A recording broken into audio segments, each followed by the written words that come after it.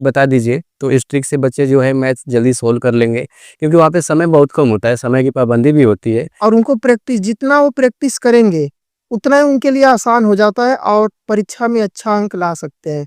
क्योंकि देखिए हम हम फॉरवर्ड करेंगे, बैक करेंगे, वो करके बस आप सेम ही चीज़ देखते रहें, है कि नहीं? अब उसमें क्या है कि ऑनलाइन में क्या है कि उनके वो लोग अपना एक शेड्यूल जारी कर देते हैं कि हमको ये टॉपिक आज पढ़ाना है। किए हैं और आपका जो ये टीचिंग का लाइन है, ये आप टीचिंग के लाइन में कब आए? सबसे पहले विवेक जी आपका स्वागत है हमारे इस चैनल में जिसका नाम है देवमंच। और आप सबसे पहले तो ये बताइए कि आपको यहाँ पर आपका कैसा लग रहा है? यहाँ पे आके बहुत ही अच्छा लग रहा है, अलग ही फील हो रहा है। अच्छा, आपको यस के बारे में, जिससे जो मेरा देवमंच का चैनल है, इसके बारे में आपको पता कैसे चला कि मैं पॉडकास्ट करता हूँ? इसके बारे में मैं एक हमारे सर जी हैं, जालंधर सर, अभिषेक सर, तो उन लोगों का वीडियो हमने देखा, तो हम जालंधर सर से बात किए, तो वो कह रहे हैं कि ठीक है आपका भी हो जाएगा। तो हम कहे कि मौका मिलना चाहिए। अच्छा, आप बताइए विवेक जी, ये बताइए कि जैसे बहुत बच्चे होते हैं ना जो मैथ से क्या करते हैं, घबराते हैं, डरते हैं। आपके भी कोचिंग या स्कूल में ऐसे बच्चे ज़रूर होंगे। तो उन लोगों को आप किस तरीके से समझाते हैं, कैसे मैनेज करते हैं बच्चों को? जैसे कि हम बच्चों को यही बताना चाहते हैं कि जो लोग मैथ से घबराते हैं, उन लोगों को हम यही सीख देंगे कि वो लोग जितना अपने आप को मैथ पे ध्यान देंगे, जितना हम भी पढ़े हैं, हम भी जानते हैं, क्योंकि जितना वो घबराते हैं उतना वो आसान भी है। क्योंकि हम जब पढ़ते थे तो हम मैथ से बहुत भागते थे, हमको सवाल लगाने में बहुत बोर फील होता था। लेकिन धीरे धीरे करके हमने क्या किया कि उसमें अपना रुचि बनाया और धीरे धीरे उसको प्रैक्टिस करते गए। और इसी तरह बच्चों को भी हम यही सीख देंगे, आप लोग अपना प्रैक्टिस जारी रखिए, जितना आप प्रैक्टिस करेंगे आप उतना ही उस पे तत्पर रहेंगे। बहुत बढ़िया। अच्छा, ये बताइए विवेक जी कि जैसे किसी कोचिंग में चले गए या आप किसी कोचिंग में चले गए, तो वहाँ पे क्या होता है कि जैसे पहली बार आप गए तो बच्चे नए-नए मिलते हैं। तो उन लोगों को आप कैसे समझते हैं और किस तरीके से वहाँ पर उन बच्चों का कैसा बिहेवियर होता है आपके साथ? कहीं पर भी हम अभी तक गए हैं तो हम अपने आप को इस तरह बच्चों में रखते हैं कि बच्चा हमें एक दिन में ही समझ जाए कि हाँ हम किस तरह के टीचर हैं, अच्छा गुण है कि नहीं। यहाँ पे गुण भी बहुत अहमियत रखता है कि हमारे अंदर अगर अच्छा गुण होगा, एक दिन में टीचर की शैली पता हो जाती है कि हाँ वो पढ़ाने में उसको कैसा चल रहा है। अगर आप पढ़ाने में अच्छा है तो आपको बच्चे लाइक करेंगे, अगर नहीं है तो पहले दिन ही मना कर देंगे कि ये हमें अच्छा नहीं लग रहा है।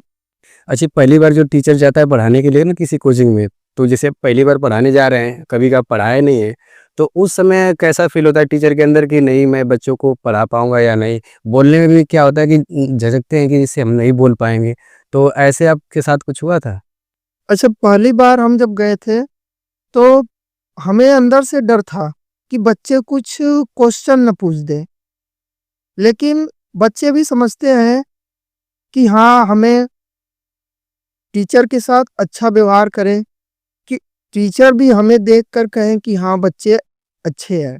जो भी क्वेश्चन उनके मन में होता है वो अकेले में पूछ लेते हैं। क्योंकि क्या है कि बच्चे भी समझते हैं कि हम अगर क्लास में पूछ रहे हैं तो सर जी हैं, चाहे जो भी क्लास में है, तो अगर आपके वजह से आप इनको फंस रहे हैं क्वेश्चन बताने में, पहला दिन यही होता है कि आपके अंदर डर होता है।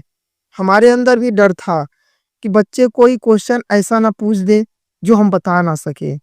लेकिन धीरे धीरे करके वो डर समाप्त हो गया और हमने जो भी बच्चे क्वेश्चन पूछते हैं हम उसको बताने का प्रयास करते रहते हैं।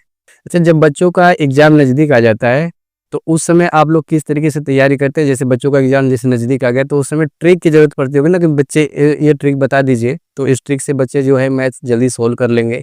क्योंकि वहाँ पे समय बहुत कम होता है, समय की पाबंदी भी होती है। तो उस समय आप लोग कैसे बच्चों को समझाते हैं कि ताकि बच्चे जो है वो मैथ्स जल्दी लगा सकें एग्ज़ाम के टाइम?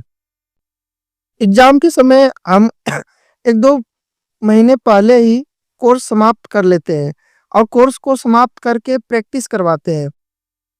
अलग से उनको फार्मूला जो होते हैं उसमें का फार्मूला याद करवाते हैं कि हाँ इस टॉपिक का ये फार्मूला याद कर लीजिए, और उनको प्रैक्टिस जितना वो प्रैक्टिस करेंगे उतना ही उनके लिए आसान हो जाता है और परीक्षा में अच्छा अंक ला सकते हैं।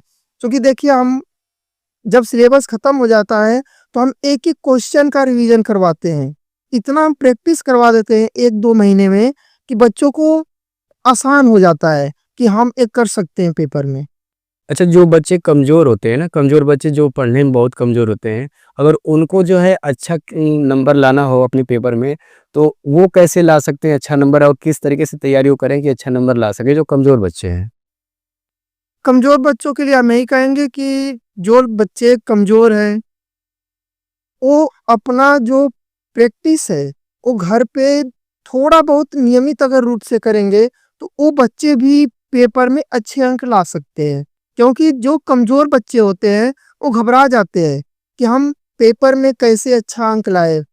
लेकिन हम उनको यही कहेंगे कि आप लोग अगर निरंतर अगर आप प्रयास करते रहेंगे, प्रैक्टिस करते रहेंगे, तो आप भी एक न एक दिन अच्छे अंक ला सकते हैं और आप पेपर में भी आप अच्छे अंकों के साथ पासिंग मार्क से ज़्यादा अंक ला सकते हैं। कमज़ोर बच्चे भी बस प्रैक्टिस करना चाहिए। अच्छा, जैसे कि आप जैसे इसमें देख रहे हैं ना कि इसमें मोबाइल का ज़माना चल दिया है, सभी लोग ऑनलाइन पढ़ना पसंद भी कर रहे हैं बच्चे और सभी लोग देख भी रहे हैं आप बच्चों को कि वो ऑनलाइन पढ़ना सही समझ रहे हैं कि हम सही है ऑनलाइन पढ़ रहे हैं तो क्या आपके नज़र से क्या लगता है कि ऑनलाइन पढ़ना सही है या ऑफलाइन कोचिंग के अंदर जाकर पढ़ना सही है? अच्छा, जो बच्चे ऑनलाइन पे डिपेंड होते हैं, उनके लिए हम यही कहेंगे कि आप लोग ऑनलाइन में जो सीखते हैं, उसको आप ऑफलाइन में उससे बेटर आप सीख सकते हैं।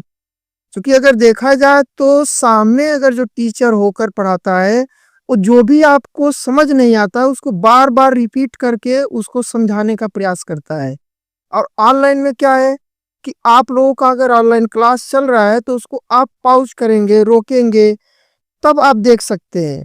अब उसमें आपका समय जाएगा और सामने से क्या होता है कि आप सामने बैठते हैं जब आप पढ़ने, तो आपको अच्छे ढंग से समझाया जा सकता है। और बेटर देखा जाए तो ऑफलाइन भी है और ऑनलाइन भी है। क्योंकि कुछ बच्चे होते हैं जिनको ऑनलाइन में मज़ा आता है और कुछ बच्चे होते हैं ऑफलाइन में। तो हम यही कहेंगे कि दोनों बेटर है अपने। ऑनलाइन का मतलब ये है कि जैसे आपको एक ही टॉपिक एक ही बार बताया जाएगा और ऑफलाइन में आप कर सकते हैं जैसे हर टीचर अलग-अलग तरीके से समझाने की कोशिश करता है कि नहीं ये इस तरीके से होगा, है कि नहीं? और ऑनलाइन में क्या होगा कि जो टीचर जो बता रहा है उसी को आप फॉरवर्ड करेंगे, बैक करेंगे, वो करके बस आप सेम ही चीज़ देखते रहें, है कि नहीं?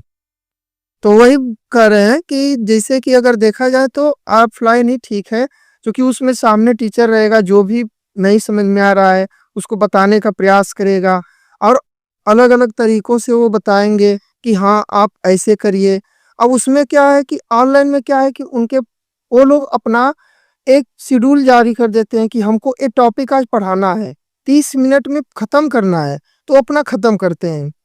लेकिन जो ऑफलाइन होता है वो आपका 10 मिनट एक्स्ट्रा लेंगे, लेकिन आपको अच्छे ढंग से समझाने का प्रयास करते हैं। तो हम यही कहेंगे कि ऑफलाइन पे ज़्यादा आप लोग तत्पर रहिए। अच्छा, आप हमारे दर्शकों को थोड़ा अपने बारे में बताइए कि आप जो है अपनी पढ़ाई कहाँ तक किए हैं और आपका जो ये टीचिंग का लाइन है, ये आप टीचिंग के लाइन में कब आए? हम यही बताना चाहेंगे कि हम बीए कंप्लीट कर लिए हैं और यही चाहेंगे कि हम जो टीचिंग लाइन है, वो 3 साल पहले जॉइन किया। देखिए आप, हमें इसमें कोई इंटरेस्ट नहीं था कि हम ये नहीं जानते थे कि हमको इसी लाइन में जाना है। लेकिन धीरे-धीरे करके जब हम इसमें गए, तो बच्चों से लगाव होने लगा और जब लगाव बन जाता है, तो हम अपना बता रहे हैं कि जब बच्चों से लगाव हो जाता है, तो वहाँ से हटना भी मुश्किल हो जाता है। क्योंकि अगर देखा जाए, तो कोचिंग, स्कूल और कोचिंग के माध्यम से बहुत से ऐसे बच्चे हैं जो जानते हैं कि हाँ, ये सर जी आप पढ़ाते हैं, ये सर जी इस कोचिंग में पढ़ाते हैं। तो हम यही कहेंगे कि हमें बस रुचि जो है पढ़ाने की ऑटोमेटिक हमारे अंदर आ गया कि हाँ, हम पढ़ाएँगे। अच्छा विवेक जी, आप ये बताइए कि जैसे आप जब कोचिंग में अपने जाते हैं, तो सुबह तो कोचिंग पढ़ाते होंगे, दोपहर को आप स्कूल में भी जाते हैं। तो अपने लाइफ़ के लिए जैसे अपने काम के लिए आप समय कब निकालते हैं? सुबह 5 बजे से कोचिंग जाते हैं, फिर आते हैं अपना जो भी क्रिया होता है करके स्कूल जाते हैं, स्कूल से आते हैं 1 बजे। उसके बाद अपने लिए 2 घंटा निकालते हैं। 2 घंटे निकालते हैं, उसमें अपना जो भी सिलेबस होता है अपनी पढ़ाई से रिलेटिव, उसको हम अपना देखते हैं, दोहराते हैं, पढ़ते हैं। फिर उसके बाद शाम को कोचिंग पढ़ाने लगते हैं। फिर कुछ समय हम रात को देते हैं अपने पास, क्योंकि अपने लिए भी समय निकालना ज़रूरी है।